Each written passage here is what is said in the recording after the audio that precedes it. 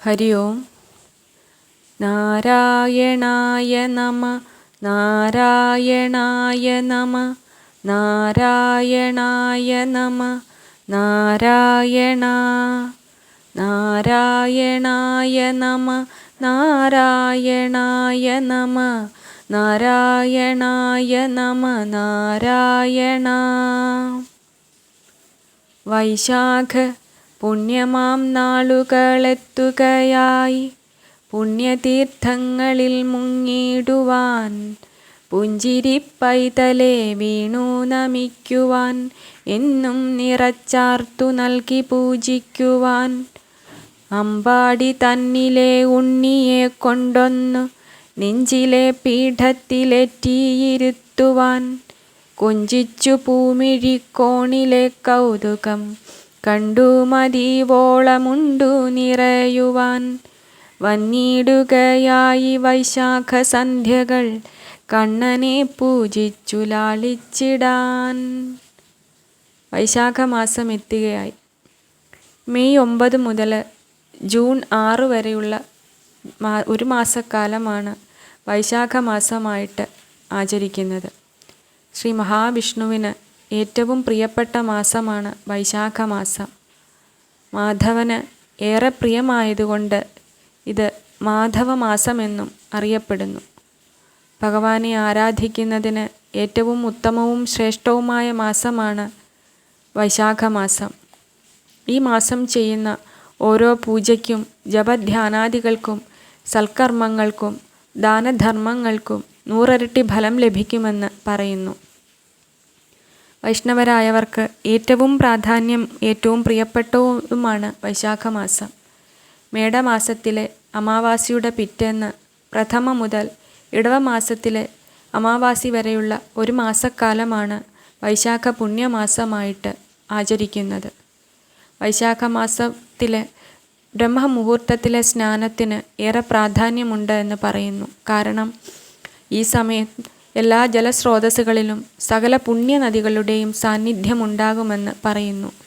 അതിനാൽ അതിരാവിലെയുള്ള സ്നാനം ഗംഗാജലത്തിൽ സ്നാനം ചെയ്തതിൻ്റെ ഫലം നൽകുമെന്ന് പറയുന്നു. ഒപ്പം കഴിയും വിധത്തിൽ ഭഗവാൻ നാരായണനെ ആരാധിക്കുകയും പൂജിക്കുകയും ചെയ്യുക, തീർത്ഥസ്ഥലങ്ങൾ സന്ദർശിക്കുക, ദാനധർമ്മം ചെയ്യുക. ദാനധർമ്മത്തിന് വളരെയേറെ പ്രാധാന്യമുണ്ട്. ഏറ്റവും പ്രാധാന്യം ജലം ദാനം ചെയ്യുക എന്നുള്ളതാണ്. അത് പക്ഷിമൃഗാദികൾക്കും മനുഷ്യർക്കും എല്ലാവർക്കും ജലം ദാനം ചെയ്യുക. ആഹാരം, വസ്ത്രം, മരുന്ന്, അങ്ങനെ തന്നാലാവും വിധം എന്തൊക്കെ ദാനം ചെയ്യാമോ അതൊക്കെയും ദാനം ചെയ്യുക. ഭഗവാനെ ആരാധിക്കുക, പുരാണ പാരായണങ്ങൾ ചെയ്യുക. അങ്ങനെ എന്തൊക്കെ ഭഗവാന് വേണ്ടി ചെയ്യാമോ, ഭഗവാന് സമർപ്പിച്ച് ചെയ്യാമോ അതൊക്കെ ചെയ്യുവാനായിട്ട് ഏറ്റവും ഉത്തമമായ മാസമാണ് വൈശാഖ മാസം. വൈശാഖ മാസം മുഴുവനും വ്രതാനുഷ്ഠാനത്തോടെ ആചരിക്കുകയാണ് ഏറ്റവും ഉത്തമം. വൈശാഖ മാസം ഒരിക്കലായി 30 ദിവസവും ഒരിക്കലായിട്ട് ആചരിക്കാം. അതായത് ഒരു നേരം മാത്രം അരിയാഹാരം കഴിച്ചുകൊണ്ട് ആചരിക്കാം. ലളിതമായ ജീവിതം നയിക്കണം. ആഡംബരങ്ങളൊക്കെ ഉപേക്ഷിക്കണം. എണ്ണ തേച്ചുള്ള കുളി ഒഴിവാക്കണം. വ്രതാനുഷ്ഠാനത്തോടെ ഓരോ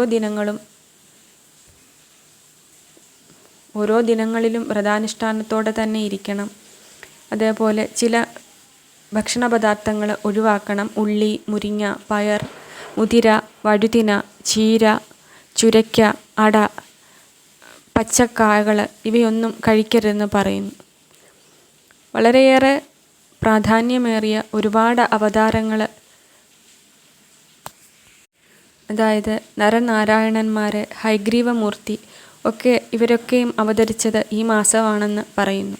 കൂടാതെ ബലരാമ ജയന്തി, പരശുരാമ ജയന്തി, ശ്രീ ശങ്കര ജയന്തി, ദത്താത്രേയ ജയന്തി, നരസിംഹ ജയന്തി, ബുദ്ധപൂർണിമ, അക്ഷയതൃതീയ, സീതാനവമി, രുക്മിണി ദ്വാദശി ഇവയൊക്കെയും വരുന്നത് വൈശാഖ മാസത്തിലാണ്.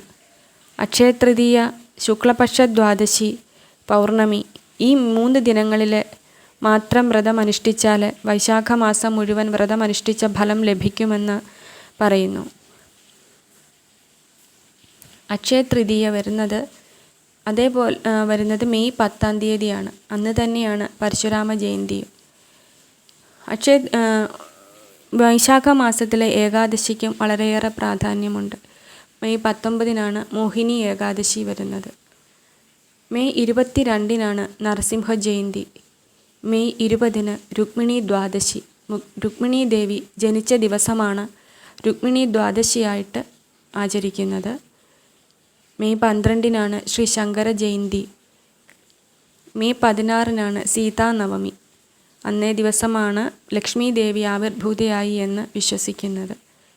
മെയ് 23 ബുദ്ധപൂർണിമയാണ്. ശ്രീ ബുദ്ധ ഭഗവാൻ ജനിച്ച ദിവസമാണ്. അത് ഗുരുപൂർണിമയായിട്ട് ആചരിക്കുന്നു. വൈശാഖ മാസം വിഷ്ണു ഭഗവാനെയും തുളസീദേവിയെയും പൂജിക്കുന്നതിലൂടെ സകല ആഗ്രഹങ്ങളും സഫലമാകുമെന്ന് പറയുന്നു. ലക്ഷ്മി സമേതനായ മഹാവിഷ്ണുവിനെ പൂജിക്കുവാനായിട്ട് ഏറ്റവും പ്രാധാന്യമേറിയ മാസവുമാണ് വൈശാഖ മാസം. സൂര്യാർപ്പണം ചെയ്യുകയും ദാനം ചെയ്യുകയും വ്രതമനുഷ്ഠിക്കുകയും ചെയ്യുന്നതിലൂടെ അളവറ്റ ഫലം, അളവറ്റ അനുഗ്രഹം ഏവർക്കും സിദ്ധിക്കുന്നതാണ്. ഇത്രയേറെ പ്രാധാന്യവും ശ്രേഷ്ഠവുമായ വൈശാഖ മാസം അതിൻ്റെ വ്രതാനുഷ്ഠാനങ്ങളോടെ ശുദ്ധിയോടെ ആചരിക്കുന്ന ഏതൊരാൾക്കും ഭഗവാന്റെ അനുഗ്രഹം തീർച്ചയായും ലഭിക്കുന്നതാണ്. അത് ജീവിതത്തിൽ അവർക്ക് അനുഭവവേദ്യമാകുന്നതുമാണ്.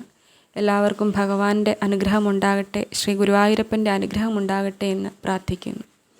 ഹരി ഓം നാരായണ.